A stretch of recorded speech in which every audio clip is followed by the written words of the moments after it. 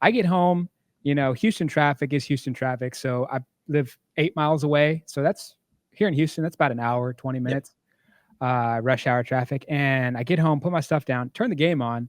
And every time I've watched ESPN's broadcast on ESPN Plus, good things happen.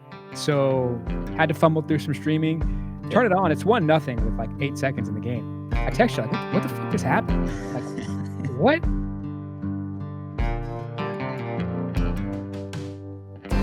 What is up, Texas hockey fans? Last night was a great one. The Stars win 6-2 against the Colorado Avalanche and have a chance to close out this series this week on Thursday night in Colorado. We had a barn burner. We had a 9-second goal, earliest goal in playoff history for the Dallas Stars.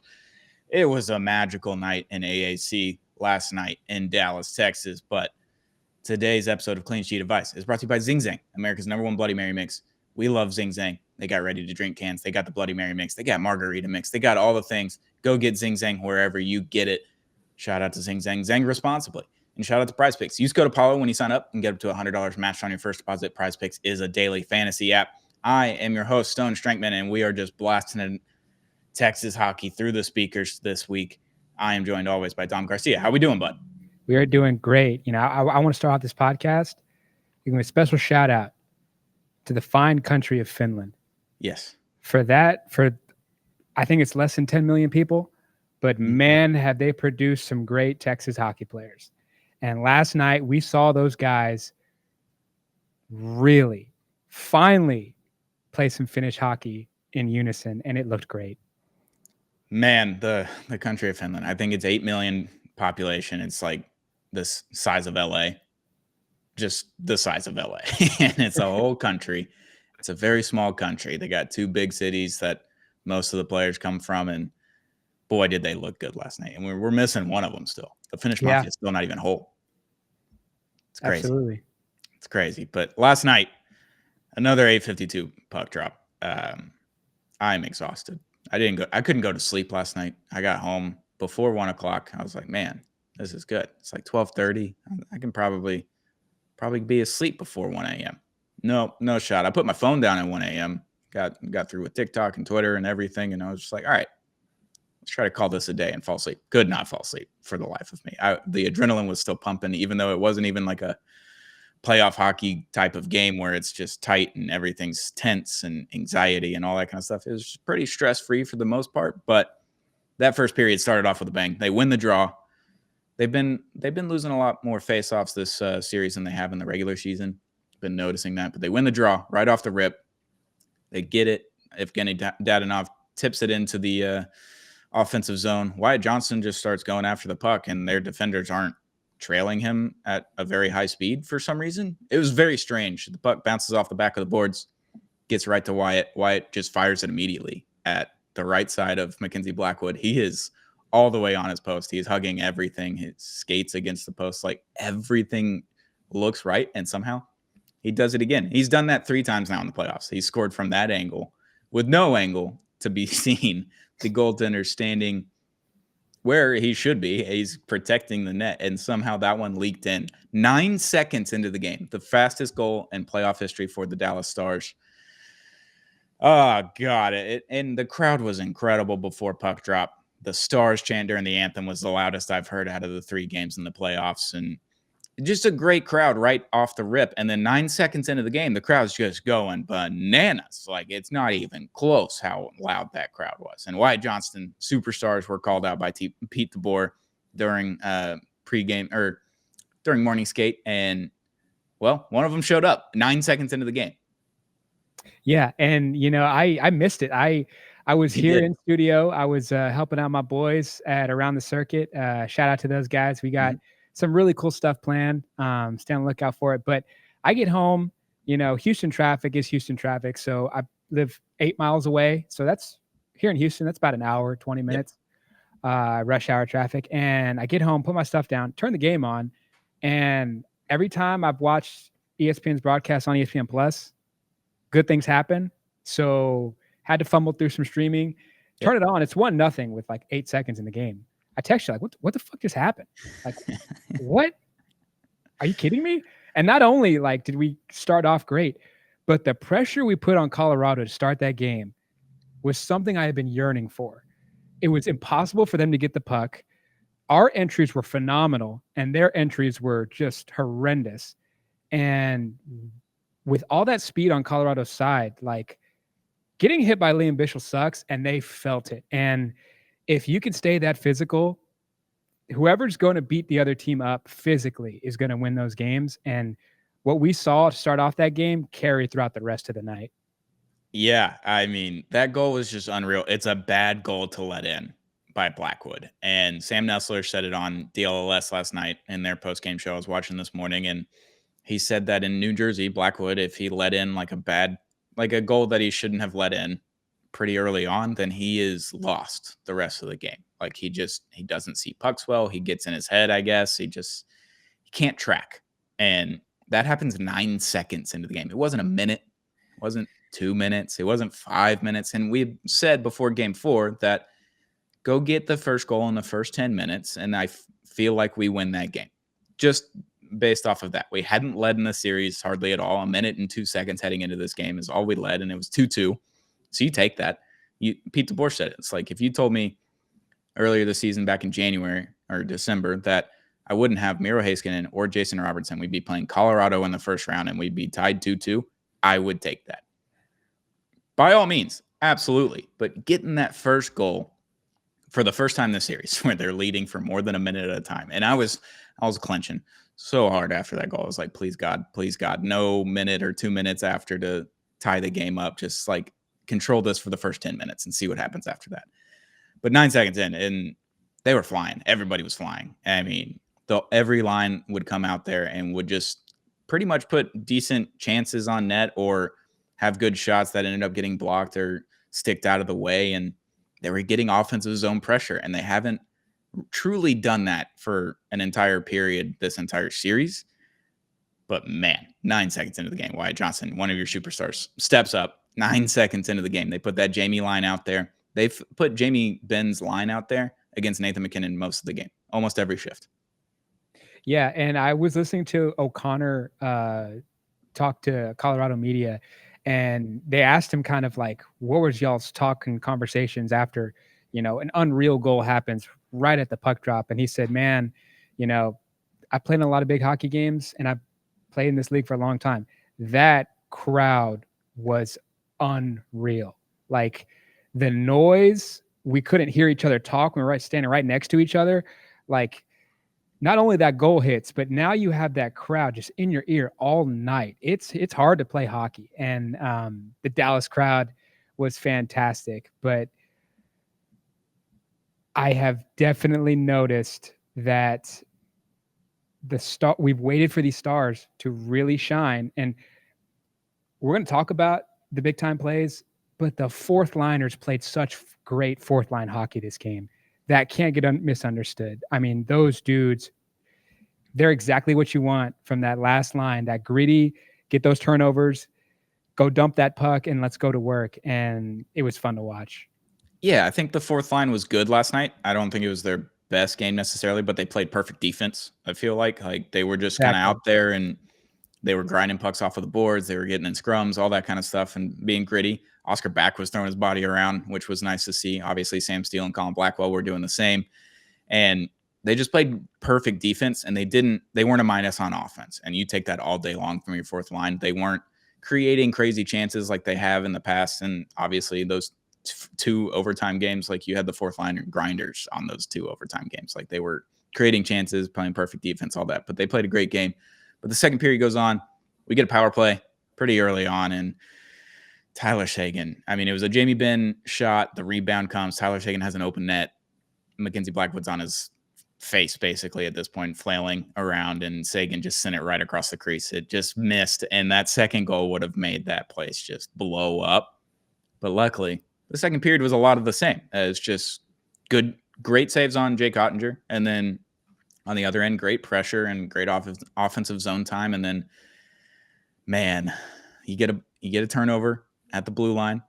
You get it back into the zone. They send it back to Thomas Harley coming from the point.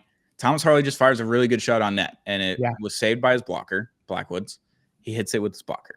And from what you can see on the camera, it doesn't look like he ever saw the shot, the initial shot, and hits his blocker and it bounces straight up in the air. And I was like, this is going to be like Chell when I'm playing Hut and I make a good save and all of a sudden my goalie is just standing around doing nothing for no reason. The puck's just going straight up in the air, right over the goal. And I'm like, please God, please God, please God, please God. It was up in the air for 3 seconds. From when it hit his blocker to when it went in the net was 3 full seconds. It hit at like 47 and change. He scored with 44 and change. Like, it just hit off the back of his nameplate on his jersey, Blackwood's, and it bounced off the pipe. I think bounced off of Blackwood's nameplate and went in the net. And it's 2-0 Stars with about 44 seconds left in the first period. And you're like, okay, this game's over. Is how I felt in the first period. They were playing so much better, and Ottinger was unreal. I just felt like it was over at that point. Yeah, and I don't know if it was before or after. I think it might have been a couple minutes after, but we see Nathan McKinnon just lose it. I think it was after their power play. I think it was with Coyle, and just like the momentum of that goal. I still felt that we could use one more, but I definitely felt like the neutral zone is ours. And if we keep it that way, it's going to be impossible for Colorado to get any rushes. And that's really when both teams are really good and making good opportunities. But yeah, like that puck had some wings on it and it stayed up in the air forever. And the crowd pop when Jamie Benn was, I didn't know it was in until Jamie Benn kind of really reacted, which Jamie Benn never reacts anyway. So when Jamie Benn's reacting, you know something great happened. It was just an unreal play. Obviously, puck luck finally is going our way. Those 2 first goals should not have gone in any way, shape, or form. Like an average goaltender in the NHL makes those saves. And we just had the puck luck that we didn't have in game 1 where they had a kicked goal and another weird goal like that just kind of went in and should have maybe not counted, but whatever, the puck luck will swing. The hockey gods are just, and we had the puck luck on our side in the first period, and then the second period comes around. We're just over a minute into the game. Colorado turn over in their offensive zone, and all of a sudden, 4 Dallas Stars are charging at 1 guy for Colorado through the blue lines. Like, I saw that, and I was like, this has to be a goal, and if it's not, it's a disaster. Because it's Rupe Hintz, Mikko Rantanen, and some other guys. I can't remember who else was on that play, but the puck gets to Rupe.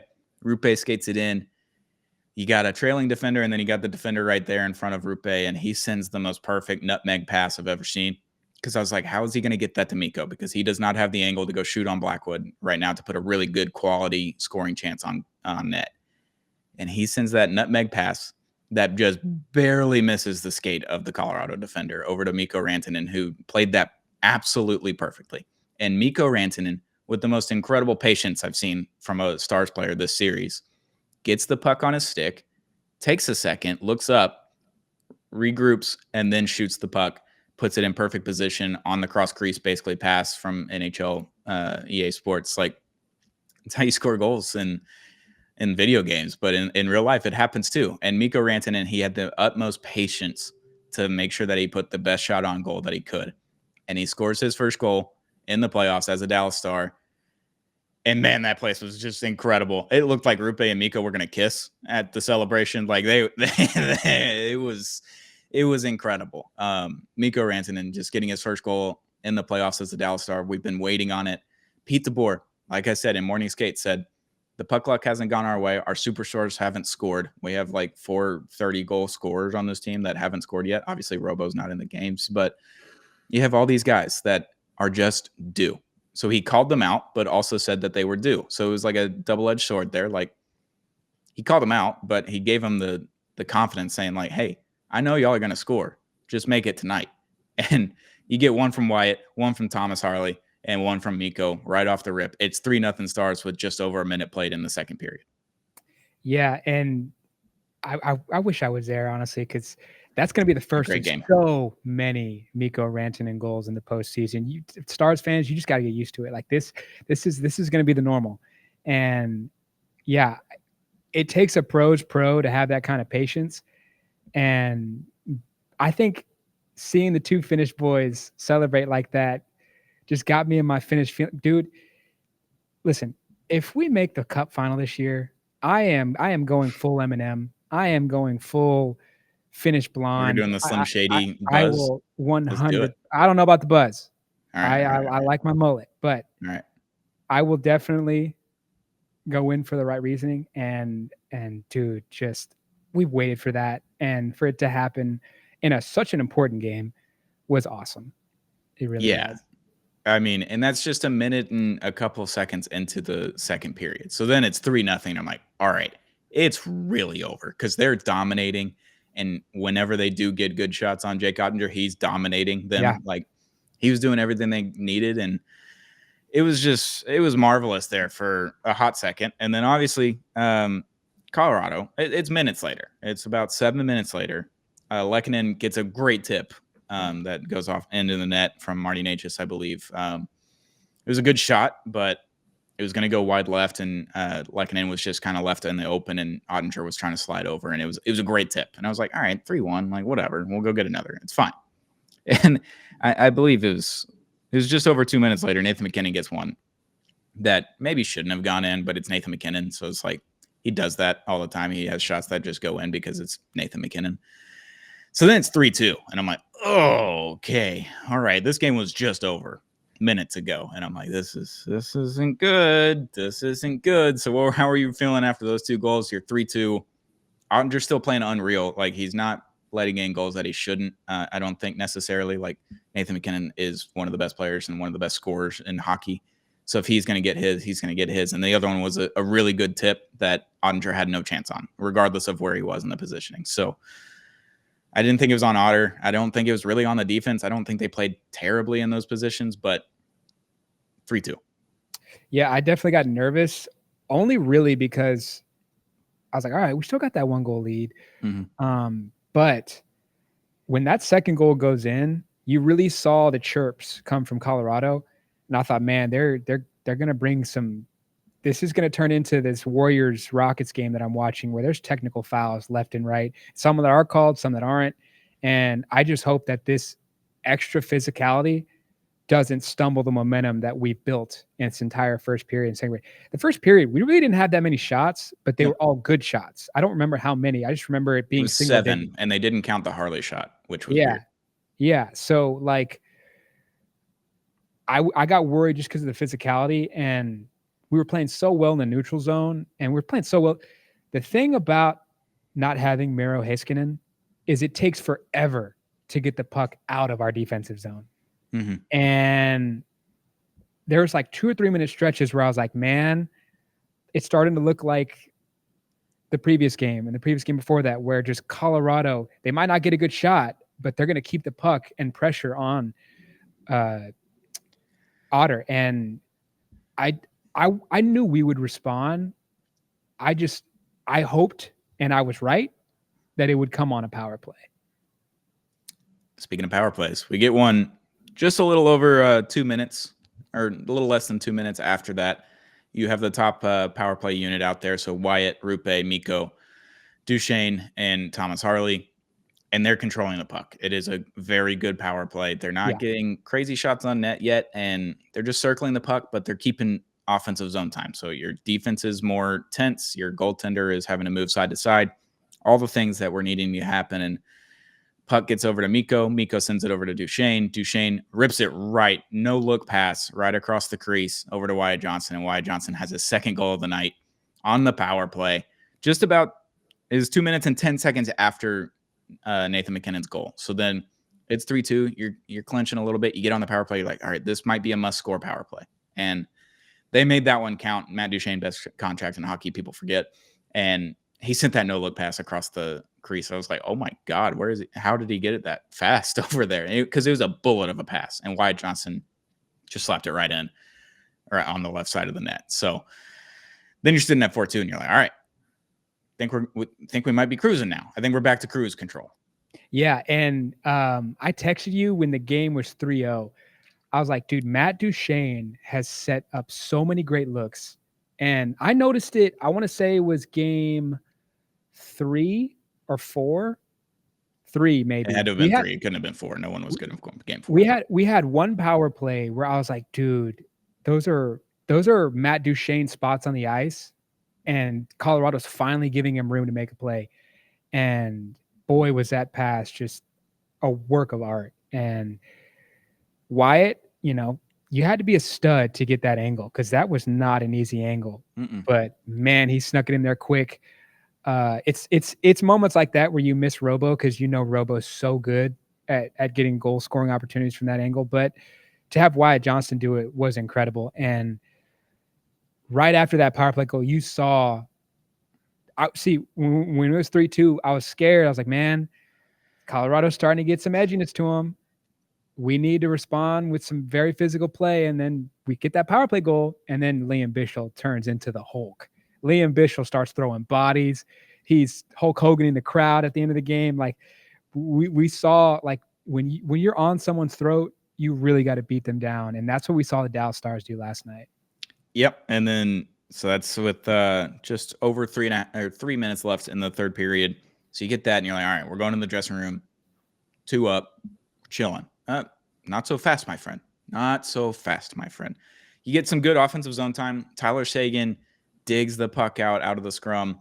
He gets it over to Petrovic, who's your AHL call-up. He's 30-plus years old. Like, he's a guy that was in the playoffs last year, obviously, with Nils Lundqvist just not being an option for Pete DeBoer at that time. And he's had his playoff experience. He's played a lot of years in the AHL. He's played a handful of games up here in the NHL during certain times. But he gets that puck, and it was like I don't want to say it was a muffin, but it wasn't the hardest shot I've ever seen. Like, he just kind of sent it towards the net, much like Thomas Harley has started to do on the power play since he took over power play 1, and sent it towards the net. Mason Marchment has his stick over on the left side of the net, and then he somehow gets into Taves and bounces off some bodies, and it goes into the net, and it's 5. Is it 5-2? It's 5-2. All of a sudden, with a little less than a minute and a half left in the second period. And that's been a big issue of the Stars, is letting in late period goals for this entire season. It's happened earlier in this playoff matchup as well. I think in game 1, you had one at the end of the first period, and you're like, damn, like, we really own that period, and we're down 1-0. Like, that sucks. But now the puck luck and the tides are turning. A little less than a minute and a half. Alexander Petrovic, he sends it towards the net. Mason Marchment gets the tip, gets the credit for the goal. They switched that goal like 3 times. It was mush off the rip. Then they gave it to Petrovic a few minutes later during like intermission. And then they came back in like a minute or 2 into the third period. They switched it back to mush. So mush gets credit for the goal. Tyler Seguin gets credit for setting that up and making sure the puck stayed in the offensive zone. Petrovic, obviously, just a good shot towards the goal. It was a pass shot is all it was. And mush got the good tip. Goes in the net. You're up 5-2 heading into the third period. Yeah, dude. We've said that. I think I'm going to steal the DLS's remarks on this, but our 5-on-5, there's no team that can compete with our 5-on-5 hockey. And if you control the neutral zone, you can control the game and the pace. And we really saw that in times where we needed to see it. Petrovic, I don't know every game I need to check those graphics that show like how the efficiency of the players. Mm-hmm. From start to finish, he played a really good game, dude. That was his best game. Yeah. Yeah. And I would have never thought it, but I'm glad it happened. And Mikko Rantanen, I'm loving how he uses his body to seal off defenders, to seal off offensive players. And these boys are just, when it got to the end of the second period, I was like, all right, these boys are locked in.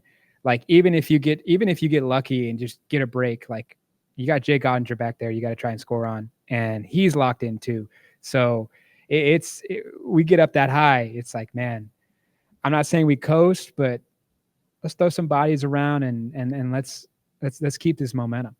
Yeah, shots on goal weren't particularly high after the second period. I think it was like 17 or 16 apiece. It wasn't crazy, but Pete DeBoer mentioned it in Morning Skate yesterday that Jake Ottinger's unreal in games 5 through 7. And someone pulled the stat. I believe it was Owen Newkirk from DLS. I saw the tweet. And he said that games 1 through 4, Jake Ottinger has like an 890, 888 save percentage, which isn't very good. But in the playoffs, that kind of just happens. Shots are less. And then if you let in a couple of goals, that's going to kill your save percentage. But games 5 through 7 in the playoffs in his playoff career, It's a 9.22 save average. It's like he just locks the fuck in immediately coming into the do or die parts of a playoff series. And obviously you had the Calgary Game 7 where he had 60 saves or something unreal a few years ago. Like he just stands on his head when he needs to. And I don't think Colorado had like the craziest of chances last night in AAC, but they had some good ones and Otter was prepared for it. And I thought that was huge. But then you head into the third period and it's a slugfest. Man, it was a WWE fight. Like it was all the things in the third period. And Colorado, I feel like Dallas played on their heels in the third period. And they started off the second period after that third goal. They started playing on their heels more. And that's when those two goals happened. And I was like, guys, we just got to start playing on our toes. We had some good chances. We had our opportunities. They obviously changed their goaltender. Wedgwood was in the net in the third period. But third period just going along and it's getting really chippy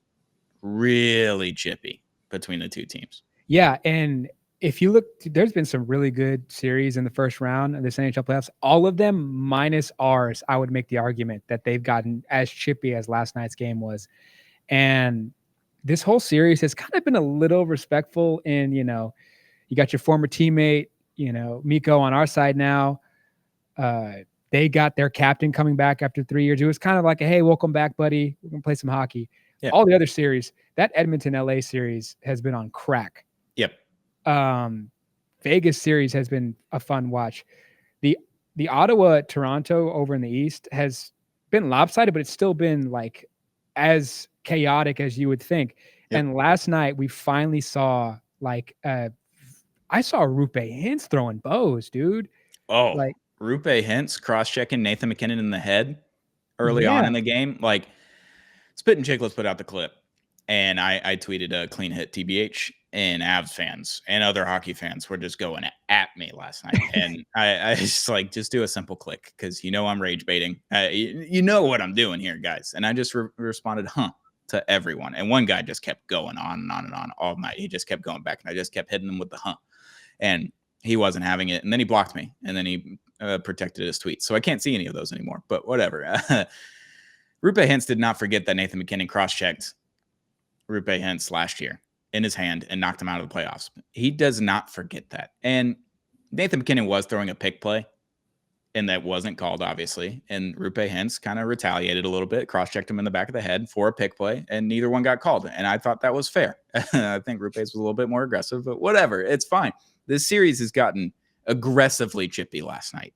Yeah. And the third period was Mikko's throwing him around. Landeskog's getting into it. Like Bischel's obviously just public enemy number one now in Colorado, it seems like. And Mason Marchment is probably the most hated player in Colorado for all the things that he does on the ice. And I thought the third period was a lot of fun. They pulled the goalie with about, call it 3.5 minutes left. And I was like, all right, just go get the empty net. Just somehow go get it. And they've had a couple opportunities to get it out of the zone. They couldn't get it out of the zone. They ended up getting it. Mikko Rantanen gets the puck, sends it over to Rupe on the left side. Rupe gets the empty net. And then after that is when chaos ensues. Just craziness. It's a minute 30 left in the game. The puck's on the boards. Liam Bischel throws a cross-check like he has all game, but a careful cross-check, not a full-on extension or anything like that. It's just mini cross-checks to the back, but he is 6'7". He is a Greek god, and he is going to inflict pain, even if he's not trying to. It's just going to happen. And then that's when it all broke loose. Sam Steele's in it. The fourth line grinders are all in it. The Colin Blackwell's getting into it. Like Oscar Backwood had a guy by the neck at one point. Bischel's just going after it. And it lasted for a minute and a half on the ice. They blew the whistle dead, and it just kept going and going and going. And they're so frustrated before that, Esa Lindell is just getting after it. He throws a cross-check to Nathan MacKinnon after the puck is frozen. There's two Colorado guys on top of Otter. The Stars are not having it, obviously. So Esa comes in. He throws a cross-check to Nathan MacKinnon, knocks him down. And all of a sudden, Esa Lindell's helmet is off. I was like, what the fuck is going on here? And then he rips the helmet off of the Colorado guys, just holding it like Myles Garrett. I was hoping that he would swing, but not at the same time because that's a suspension probably waiting to happen. So can't lose him. But Esa Lindell was getting into it. If you have him heated. He's screaming. His whole face is red. Like, if he's that heated, you know you're fucking up. Like, here's how on edge the Stars were. Jamie Benn was actually behaving himself. Like, and he was throwing hits last night. Yeah, like, dude, I don't remember when, but like near the goal, Liam Bichsel just throws like 5 cross checks into the back of somebody, and Avs fans lost their mind on Twitter, dude. It was okay. This is my first like playoff series that I've really gotten into as like I'm kind of been a fan of just the entire playoffs, but where I kind of lock in on one team, dude. I'm not taking shots at anybody, but Avs fans, like, bitch made. I'm just putting it out there. Like, you got to have tougher skin, because the wars that I'm seeing on Twitter, I'm like, dude, it's a hockey game. Like, you guys are acting like this. We're going to civil war here. Yeah, and it's playoff hockey too. So cross checks are like semi-legal in the playoffs for every team. It's not just us. It's not just Colorado. Every team in the playoffs is throwing cross checks on the boards when there's scrums, like trying to dig the puck out. Someone's going to be throwing cross checks, and that's just what it is. You got to deal with that. Man, were they angry last night. O'Connor was getting into it with some guys like Liam Bichsel, though. We'll get back to him. It's a minute and a half left. He gets to the box after that whole kerfuffle. I don't even know what you call it, because it wasn't a fight, but it was fun.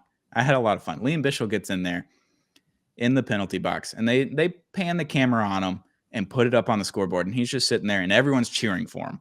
Like, the crowd gets a little bit louder when they show Liam on the scoreboard, and he looks up, gives a sly smile, and he's like, I know what I'm doing. I know what I'm doing now. I'm figuring it out, boys. And just a little bit of a smile, and the crowd just goes nuts. And then he just looks down, kind of shakes his head, still smiling. And then, I don't know, 15 seconds later, and he just looks up again. He's still on the scoreboard. They haven't shifted it. And he gives the old hand to the ear, and he does that. And the crowd loses it. Like, it's been loud all night, but that was one of the better moments of the game. Liam Bichsel, knowing that he got under their skin completely. Like, he's been doing it all series. They've been hating him. They've been trying to kill him. Like, they hit him with a helmet to his nose at one point, and earlier, I think it was game 2. Like, they're doing everything to try to just get in his head, and it's not working. And he's so far in everyone's head on the Colorado Avalanche, and he does that. The crowd pops. All of a sudden, 4 guys are tossed from the game. It's a minute and a half left. The game's over. It's 6-2. Like, it doesn't matter. Sam Steele, Liam Bichsel get tossed off, and then 2 Avalanche players. I'm not going to name them because I don't know, and I didn't care to know who got tossed from the game. But, yeah, I mean, the crowd was just jumping right from the beginning, and Liam Bichsel was a huge part of that, obviously, but the goal scoring was a huge part of it. But, man, that was just so fun, because it's a minute and a half left. The game's over. Why are we getting that mad? Like, it's a 4-goal game. You're not scoring that many in a minute and a half, although Vancouver would like to argue with that. But it was just an incredible moment. Liam Bichsel, he's going to be a fan favorite for a long time with the Dallas Stars, and he's going to make a lot of money over the years, and he's going to be that just big, burly defenseman. He's only going to get better from here. He's only going to get under more people's skin from here. It's incredible. It was just an awesome moment. Yeah, this, regardless of what happens this postseason with the Dallas Stars, to see him go at Nathan fucking McKinnon with zero fear was after the whistle. was so big. It was so big for him. What is he? Liam Bichsel's what, 20, 21 years old? Yeah. If that, like, I think he's 20. Yeah, like, you got you a stud in the first round, and I was happy to see him brought up, but I was like, man, he's going to be here for like 5 games, send him right back down the AHL, get more prepped. No, dude, this guy's like handling the puck with ease into the offensive zone at times. He's slapping gigantic slap shots at the net. He's throwing bodies. And if I was an Avs fan, I would hate him so much, because he starts shit and then he doesn't drop the gloves. That would be so frustrating for a player and a fan. It's like, man, I can't be mad at you because you're like 2 times bigger than everybody else on the ice. Like, if we do drop the gloves, like, we're screwed because we're gonna lose. You're massive. But yeah, man, like, for him to go at their big time players with zero fear at such a young age, man, we got something down in Dallas. Liam Bichsel's a stud. He's incredible. I think whoever he was in a tussle with a minute and a half left was trying to drop the gloves, and Liam Bichsel just threw him to the ground from his jersey. Just like, we're not doing this, buddy. There's no need. There's no need to do this. He's like Steven Adams, but in hockey form. Yeah, I would equate him to Anthony Edwards right now in the playoffs and last year in the playoffs in round one. Like, he's not the same caliber player of Anthony Edwards is. Like, he was a number 1 overall pick and NBA superstar. He's just an incredible player. But last year, he's just yelling at KD after hitting a big shot. His childhood hero, his favorite player growing up. And then this year, he's yelling at LeBron after a big shot. It's like, he's not afraid of anyone. He will go after whoever it is. He does not care of the consequences, and he will just make sure that everyone else on that team knows where he is on the ice at all moments in time. And that's a huge thing that we didn't have over the last 2 years of the Western Conference Finals runs. Like, we didn't have that giant defenseman that was going to throw big hits and just kind of get under their skin. We just didn't have any of those guys. And now you got him. Petrovic is doing it. Like, Cody Cece's doing it. Cody Cece had a moment. Let's go back to that. On the power play for Colorado, Cody Cece loses a skate blade. He's just sitting on the ice. The most helpless person of all time. He's a sitting duck. And he's just throwing a stick, and he's throwing his body just kind of left and right and just trying to get in the right position. Shout out to Cody Cece. Great game. I think he wore the cowboy hat after the game last night. Like, last night was just a blast all around. Everyone contributed. The defense was impeccable. Jake Ottinger was awesome. And then your superstars scoring goals. Wyatt Johnson, Rupe Hintz, Mikko Rantanen, all got goals. And Thomas Harley. Like, man, was that a game. Yeah, and what's so important in this is the previous game, it just felt like Colorado wanted it. Like, it felt like, it's hard to get a good chance for both teams, but it just felt like Colorado took this game from the Dallas Stars just out of sheer will. And to respond with a performance like that, that's going to deflate that Colorado locker room. It's going to deflate that coach. And we just did that without Miro Heiskanen. Like, if we could beat the Colorado Avalanche without Miro Heiskanen, without Jason Robinson, the West, man, it might be ours. Yeah, the thing I'm looking at is, like, they added Charlie Coyle, Brock Nelson. Brock Nelson's been really good this series. Yes, he has. I think been one of their better players. Like, they have all these guys everywhere, and you have 2 of the best 5 players in the NHL with Cale Makar and Nathan MacKinnon. Cale Makar's been just a minus like this entire series. Like, he just hasn't been very good, which is so strange to see because he's the best defenseman in the world. Like, it's unreal that we're just kind of shutting him down for the most part. And man, if this team gets Miro Heiskanen back, just Miro Heiskanen, like, I don't know how you beat this team because their one weakness is defensive depth. You're playing an AHL guy that's 30-something years old on your third pairing, like, because you have to. Because you need a bigger body and you needed some kind of physicalness. And then you just add Miro into this mix.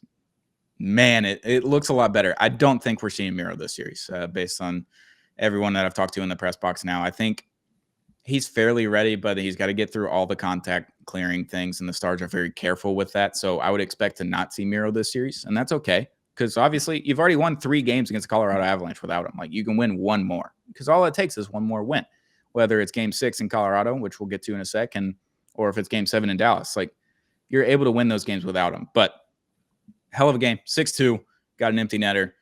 You're throwing fights. You get people tossed from the game. It was just an awesome atmosphere last night in AAC. But Game 6, Thursday night in Colorado, can they do it again in 6 games? Can they break Colorado's heart after they go after all these trades, after the Mikko Rantanen one, and upgrade their team? They made it so much better. They really did. They took all these shots with UFAs this summer. And if you lose in 6 to a team that doesn't have one of your best goal scorers and your best defenseman, got some real issues looking at. Got some real issues. But Game 6 in Colorado, I don't know what time it's going to start. I pray it's not 8:52 because I don't want to do that again, but we're probably going to end up doing that. But this series could end on Thursday night in Colorado for the 2nd straight year in Colorado, Game 6. It very much could. Yeah. I mean, listen, man, I picked this series to go 5 games. You picked it to go 7. Let's meet in the middle at 6. Fine with it. Let's meet in the middle of 6 and call it a day. I think it's the right move not to play Miro Heiskanen because if you play him now, you're putting him in a situation where they're so desperate on that Colorado side, and this game ended with so much chippiness and edge. Boy, that'd be a rough way to just welcome you back. Yeah. Still, Mark Stone, I hate you. I hate you. That was a dirty play. Even though months have gone by, I still hate you. Yep. But yeah, like this is going to be like DLS mentioned with the Jake Otter stats. Like Jake Otter's going to eat their lunch in Game 6. That's my prediction. Will it be a shutout? Hopefully, but I think they're going to get. What's going to happen is we're probably going to go on a power play early, and it's going to bring us some juice. But what's going to happen is McKinnon's going to get a great look that Otter just saves with his pad, and it's going to deflate like everything on that Colorado side to where, you know, they have to work really hard to get chances. And when they get chances, you got Jake Ottinger to get past. And, you know, back end playoff Jake Ottinger is a menace to society.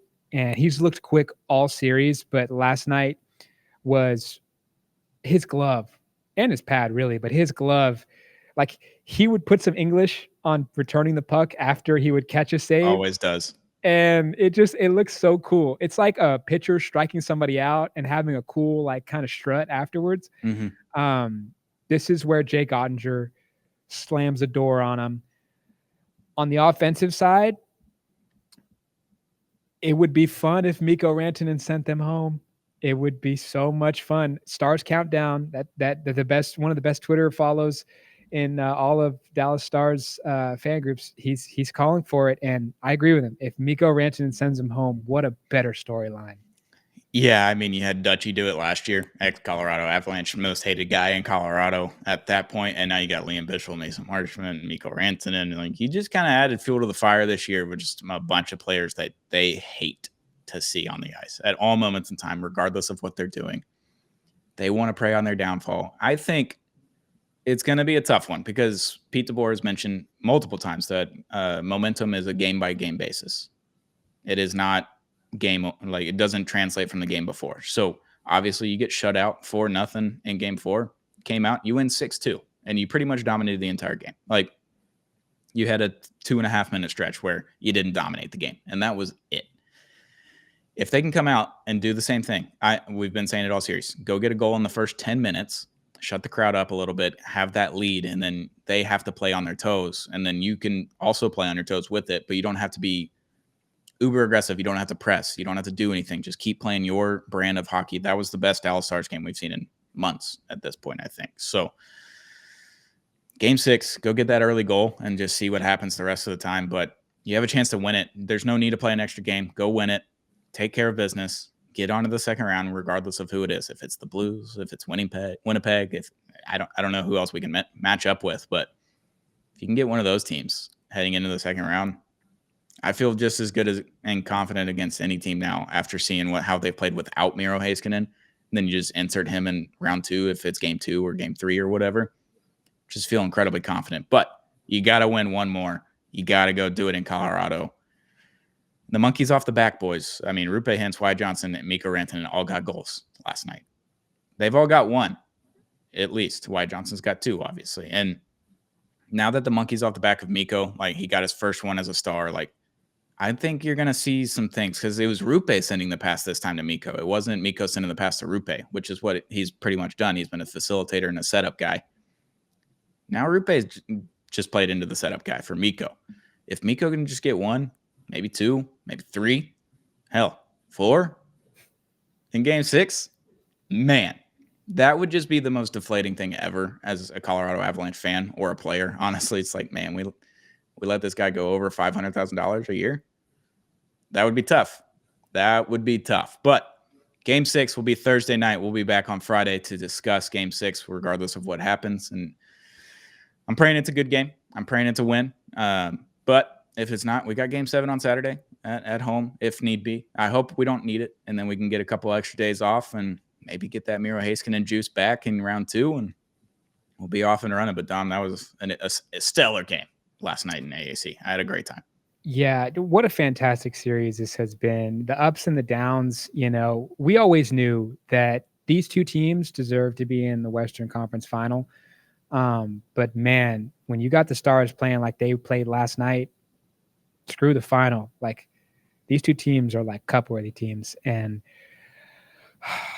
It's going to be a tough one. I pray there's no overtime because I can guarantee you we're probably going to have that late start, and that overtime is going to give me a heart attack. Yeah. But if it's an overtime win, it's a heart attack I can take. Yeah, we take those. We did it last year in double overtime. It was 1:30 in the morning by the time that game ended. It was brutal, but we'll do it. We'll do it for our Stars. And Game 6, you're going to get the best version of Colorado Avalanche. You're going to get that Game 4 Avs. And can you bring your Game 5 Stars? Because that Game 5 Stars was better than the Colorado Avalanche in Game 4. So if you can do that, you're probably walking home with a win and moving on to the round 2. Absolutely. We'll see. We'll see. We'll be back on Friday, regardless of what happens, win or lose. I know we've missed the 2 games that have lost because they haven't been good games, and there's not a whole lot to talk about. But we'll be back on Friday to talk about Game 6 and preview Game 7 or round 2, regardless of what happens. Clean Sheet Advice is brought to you by Zing Zang, America's #1 Bloody Mary mix. We love Zing Zang over here. Go get it. I get it at Target. You can get it at the liquor store. You can go wherever for Zing Zang, America's #1 Bloody Mary mix. Zing responsibly. Shout out to Prize Picks. Use code Apollo when you sign up. Get up to $100 match on your first deposit. Prize Picks is a daily fantasy app. It's our daily fantasy app of choice. Use code Apollo when you sign up. Shout out to our sponsors. Shout out to you, Dom. Shout out to the Stars last night and all the fans in AAC. They brought it, and so did the Stars. Let's go get a win in Game 6 on Thursday night. We'll be back very, very soon with another episode of Clean Sheet Advice, the Texas Hockey Podcast.